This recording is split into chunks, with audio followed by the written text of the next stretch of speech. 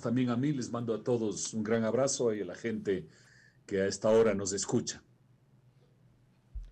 8:16. Saludos, Pablo Lucio. Oiga, una primera lectura suya sería importante escuchar el comentario, ¿no? Porque hablábamos, y usted lo alcanzó a escuchar ahí en el tramo final, ¿no?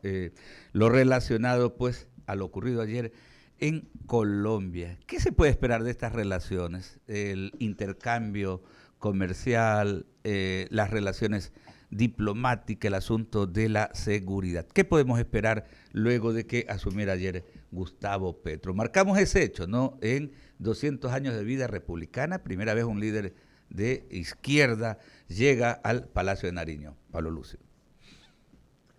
Sí, mira, no, yo no conozco la historia colombiana como para ratificar eso de que es el primer gobernante de izquierda y otros que no parecen de izquierda pero acaban siendo de izquierda, así que no sé si la izquierda nunca ha gobernado en Colombia, habría que ver en más detalles, no sé.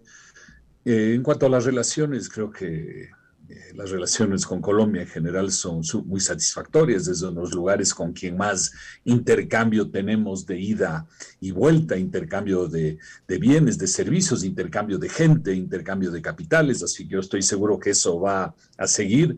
Sí creo que hay un tema bien importante en el cual tenemos que trabajar juntos, que es el tema de la seguridad, ¿no? Es decir, todo el tema de la narcoeconomía, del paso en las fronteras de bandas armadas y todo eso, creo que es un tema muy, muy importante para ambos países que hay que tratarlo, ¿no? Y solo quisiera agregar una pequeña cosa respecto a algo que se comentó hace un momento. Yo no oí el discurso de Petro, pero veo que él ha dicho, por ejemplo, que se debe hacer un intercambio de deuda por temas de medio ambiente. Mira, la verdad es que en economía hay pocas cosas novedosas. Lo que hay que hacer es las cosas bien hechas, más que novedosas, ¿no? Y yo recuerdo que empezando por Chile en los años 80, estoy hablando hace 40 años, ya se hicieron muchas operaciones de intercambio de deuda por actividades empresariales, por medio ambiente, por actividades sociales. Estoy hablando de los 80, ¿eh? Entonces, muchas veces la gente cree que está planteando cosas novedosas que no se han visto y en realidad están repitiendo cosas que ya se han hecho. Como le digo, en economía lo importante no es creer que uno es novedoso, es hacer bien hecho lo que hay que hacer. Claro que sí, ejecutar lo positivo definitivamente. 8:19. Enfrasquémonos en el tema del manejo de la economía del país. Entonces, Pablo Lucio, y justamente, a ver, ¿cómo ve el escenario? Prácticamente estamos ya pues avanzando en esta segunda mitad del 2022. ¿Cómo ve el manejo de las finanzas públicas acá en nuestro país? Anotando algo, ¿no? Hoy día revisábamos porque lo hacemos cotidianamente, sobre todo en arranque de semana, vemos cómo está el comportamiento de la comercialización de los hidrocarburos en los mercados internacionales. Entonces, es notorio que continúa acentuándose la baja en el precio del petróleo, que es un asunto importante para la economía del país. Pero ¿cómo ve de manera general, Pablo Lucio, precisamente aquello, el manejo de nuestra economía? Mira, yo creo que hay que siempre mirar qué es el norte importante, digamos, de la economía, qué resultados deberíamos alcanzar. Y yo sigo manteniendo que para nosotros el principal tema es el crecimiento económico, porque el crecimiento económico es el que genera actividad, empleo, ingresos para la gente, mayor satisfacción para la gente.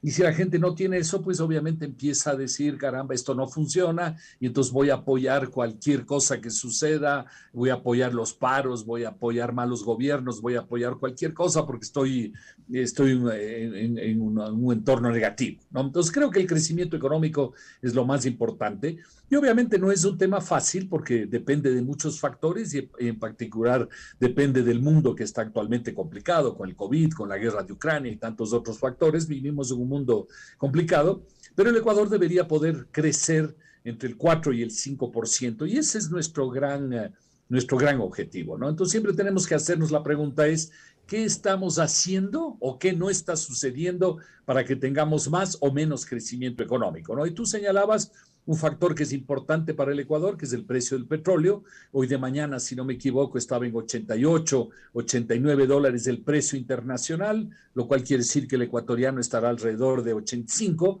Bueno, es menos que lo que teníamos hace 2 meses o 3 meses, que estaba en 110, pero recordemos que el año pasado el promedio fue 62, ¿no? El ecuatoriano, quiere decir que estamos todavía 40% por encima del año pasado, y a veces el precio del petróleo tampoco hay que mirarlo día a día, ¿no? Porque hay fluctuaciones y no me sorprendería que llegue a 80 un momento dado y luego que de aquí a un mes esté otra vez en 100 o por encima de 100, es decir, va a estar fluctuando, pero en principio vamos a tener este año un precio de petróleo más alto que el año pasado, es decir, vamos a tener más ingresos que los que tuvimos el año pasado. Ese es un factor bien positivo para la economía ecuatoriana, ¿no?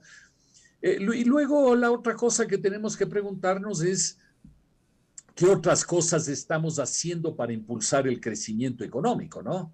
Y yo diría que el principal factor es el riesgo. Yo no digo la palabra riesgo país, digo el riesgo. Es decir, cada ecuatoriano que quiere hacer algo, le parece que el Ecuador es muy complicado, muy riesgoso, muy complicado, muy difícil de hacer las cosas, o le parece que no.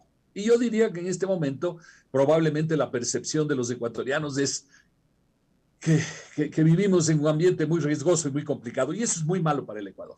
Claro que sí, son las 8:23, Lucía Jaramillo con otras inquietudes. Sí, justamente esa iba a ser mi siguiente pregunta, Pablo Lucio Paredes, el tema del riesgo país, que recientemente pues tiene una importante baja y con ello pues debido pues al paro que sufrimos los ecuatorianos. Pero ya mencionabas el impacto nacional, ¿no? No solo el impacto internacional, sino también el impacto nacional. El ecuatoriano que quiere emprender, el ecuatoriano que quiere tener un negocio. Qué difícil se hace hoy en día poder hacerlo con justamente un riesgo país que recientemente pues tiene una importante baja. Pero ya mencionaste el riesgo nacional. Ahora, ¿cuál es el riesgo internacional? ¿Cómo nos ven los inversionistas internacionales con un riesgo país tan bajo? Tan alto, quieres decir tú, perdón. Tan alto, sí. Sí, sí, tan alto, sí. Mira, el riesgo país, cuando empezó el gobierno de Lasso hace un año, cayó de 1.500 a 800. 800 todavía es muy alto en relación a América Latina, porque exceptuando Venezuela y Argentina, el resto de países están en 100, 200, 300, 400. El Ecuador estaba en 800. Con el tema del paro ha subido alrededor de 1.400. 1.400 altísimo. ¿Qué quiere decir 1.400? Quiere decir 14%. Hay que coger los famosos puntos y dividirle para 100, es 14%.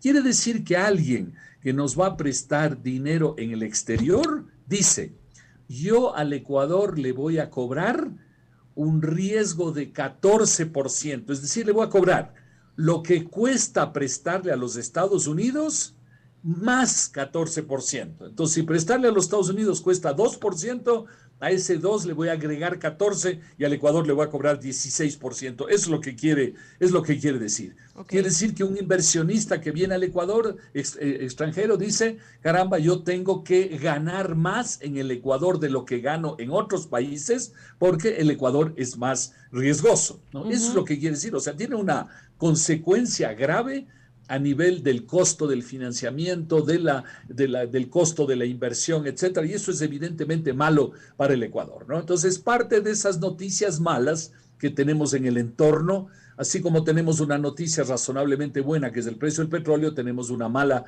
noticia, que es el riesgo país. Entonces, por eso digo, hay que irnos haciendo la pregunta: ¿qué tenemos de bueno y qué tenemos de malo para poder crecer más los próximos años? Ahora, Pablo Lucio Paredes, siendo las 8 de la mañana con 25 minutos, el ministro de Finanzas, Pablo Arosemena, aseguró que cree que puede alcanzar las metas fiscales previstas para el 2022 como un déficit de 2.2% del PIB. Esto pues pese a las presiones por un mayor gasto público. Usted mencionaba en una entrevista que pude ver en un canal de televisión donde se decía que el gasto público está muy bien en el tema de reforzar en temas como por ejemplo de educación, de salud y de obra pública, pero que sin duda el gobierno tiene otros gastos inútiles. ¿Cuáles son estos gastos inútiles que tiene hoy en día el gobierno y que lamentablemente se está yendo esta plata pues en vano, por así decirlo? Mira, hay que estar conscientes que cuando los gobiernos dicen que no les alcanza la plata, me refiero al sector público en su conjunto, no solo el gobierno, sino municipios, etcétera. Hay que recordar que el Estado gasta 100 millones de dólares diarios, es decir, 36.000 millones de dólares al año. Entonces, cuando los gobiernos dicen, a mí no me alcanza la plata para hacer las cosas importantes, caramba, uno dice, ¿cómo es que con 36.000 millones, cómo es que no alcanza? No, eso no puede ser, eso no puede ser. No. Lo que pasa es que gastamos mal. No gastamos suficiente en cosas importantes como educación, salud, mantenimiento de las carreteras, etcétera, y gastamos en cosas inútiles. Mira, cosas inútiles son las que los ciudadanos vemos todos los días. Es decir, vamos a una oficina pública y nos hacen hacer 10 trámites inútiles, o tal vez de 10 trámites, 2 útiles y 8 inútiles. Eso es un mal gasto, porque hay detrás de eso toda una infraestructura de edificios, de gente, de equipos, de cosas que son absolutamente inútiles, ¿no? Entonces, hay una gran cantidad de gasto del Estado que es inútil.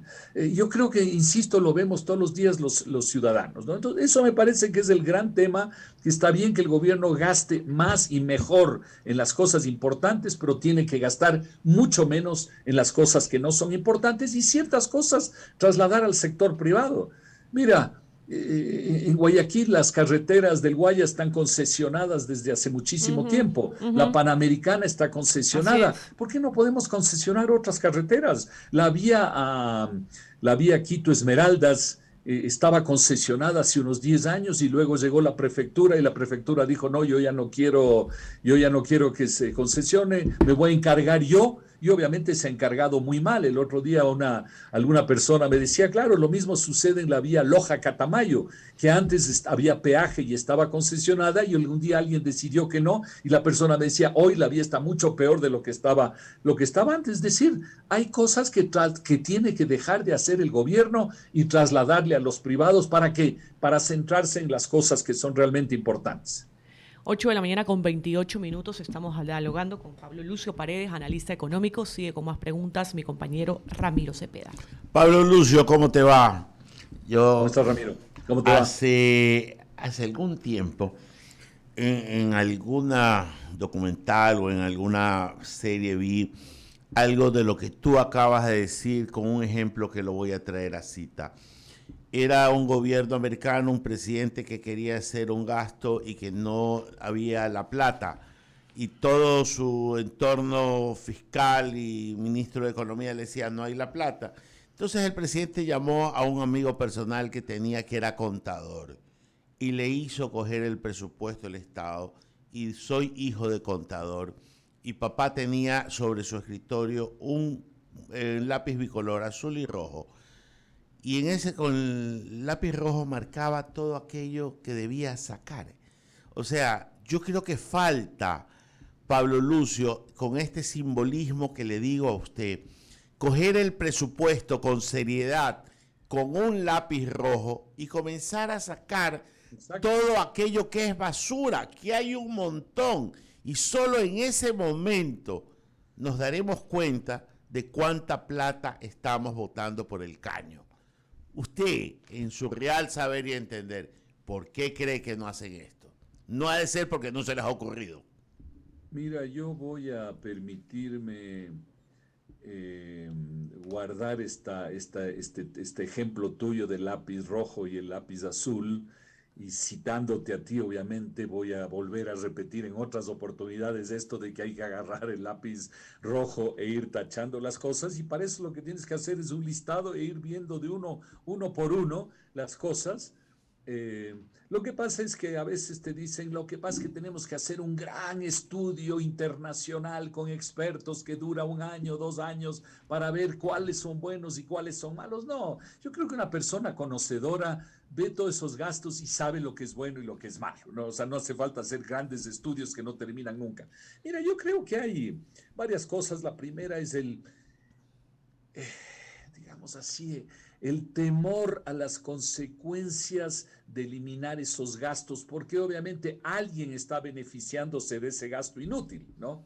Alguien está recibiendo ese gasto. Entonces hay un poco el temor de decir, caramba, y esas personas o lo que sea se van a enojar, o capaz que eso va a afectar a la economía negativamente. No, cuando tú eliminas gastos inútiles, eso no afecta negativamente, eso afecta positivamente a la economía. Entonces yo creo que se ha ido creando una mentalidad de temor, de duda, de mala visión de la economía alrededor de esa eliminación de esos gastos del lápiz rojo que tú señalas. Yo creo que es básicamente un temor y falta de voluntad.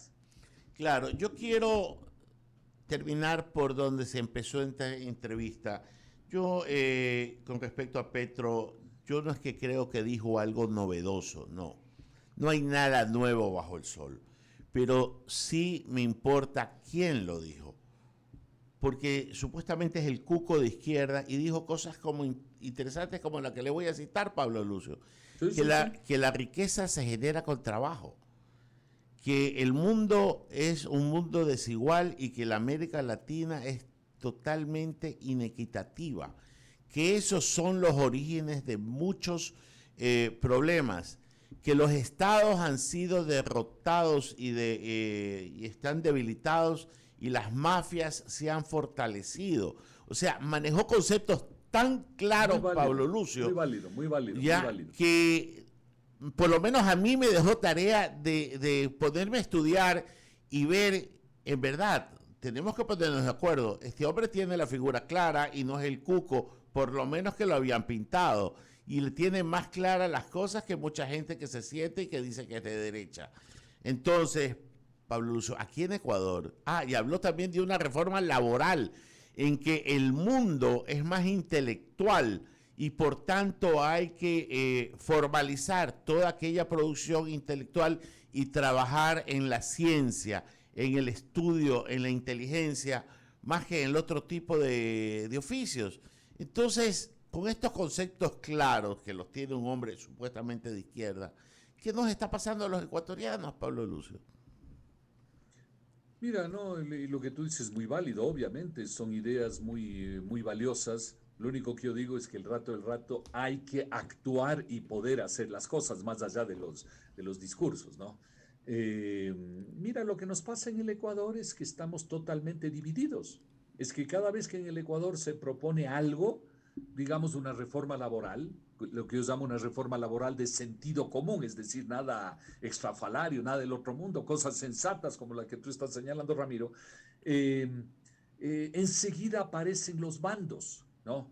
Un bando dice, usted no está proponiendo algo suficientemente radical. El otro bando dice, usted está proponiendo algo que destruye el sentido de empleo de la gente. Entonces cada uno se pone en su extremo, en su bando, en su esquina y dice, mira, yo no estoy dispuesto a discutir esto porque no vale la pena discutirlo, ¿no? Porque no es suficientemente bueno en un sentido o en otro sentido. Eso es lo que pasa en el Ecuador. Hemos perdido la capacidad de sentarnos entre ecuatorianos para tomar decisiones. Yo no tengo decisiones perfectas, porque eso no existe. No. Decisiones sensatas. Sí. Hemos perdido esa capacidad. Y entonces, ¿qué sucede? Que esa capacidad se traslada, y eso lo vemos en muchas partes del mundo y en América Latina, se traslada a la violencia en las calles, que se acaba convirtiendo, entre comillas, en la solución a esa incapacidad de dialogar, se convierte la violencia en las calles que la reemplaza, ¿no? Entonces me parece que eso es gravísimo. Sí, termina siendo, como usted lo dice, y es solo... Aquí en este país es prohibido pensar y es mejor joder al resto. Parece que esa fuera la conclusión, mi querido Pablo Lucio. ¿Sí? Agradecerle, Alberto. No, como siempre, un gusto. Sí, un fuerte abrazo y gracias por el tiempo. Gran abrazo a ustedes, gracias, cuídense. Pablo Lucio Paredes, analista, catedrático, hombre.